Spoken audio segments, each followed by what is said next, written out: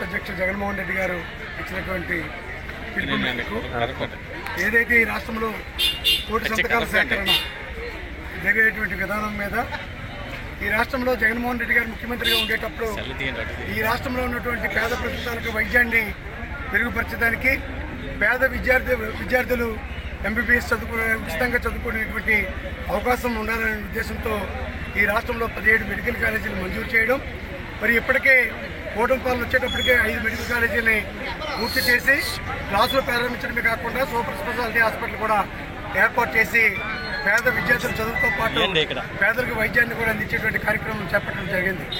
మిగిలినటువంటి 12 మెడికల్ కాలేజీలో 2 మెడికల్ కాలేజీలు దాదాపుగా పూర్తి చేయడం జరిగింది. 10 మెడికల్ కాలేజీలు మరి నిర్మాణాలు జరుగుతూ ఉన్నాయి.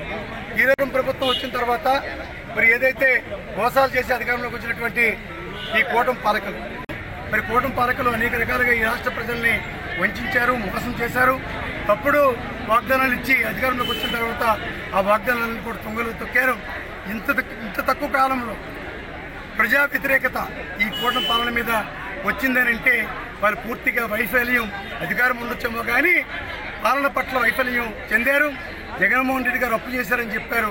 జగన్మోహన్ రెడ్డి గారి కన్నా 100% మీరు అప్పులు చేసి ఈ రాష్ట్రాన్ని ఆర్థికంగా దివాలా పరిస్థితి తీసుకెళ్లేటువంటి పరిస్థితి ఈవేళ మీ కుటుంబ పాలకులు చేస్తున్న విషయాన్ని గుర్తిరగాలి.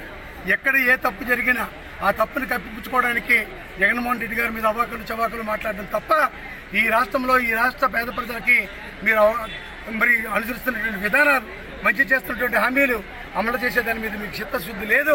అటువంటి కార్యక్రమాలు మీరు చేసినటువంటి దాఖలాలు కూడా ఎక్కడ కూడా కనిపించట్లేదు. ఇప్పటికైనా బుద్ధి తెచ్చుకొని ఈ రాష్ట్ర ప్రజలు ఏ ఆలోచనతోనైతే మీకు ఓటేశారో ఆలోచన తగ్గట్టుగా మీరు ఇచ్చినటువంటి ప్రతి హామీని కూడా పూర్తిస్థాయిలో అట్టడుగు వరకు అందే విధంగా మీ పాలన ఉండాలి అని చెప్పి మీకు హితవు పలుకుతూ ఉన్నాం.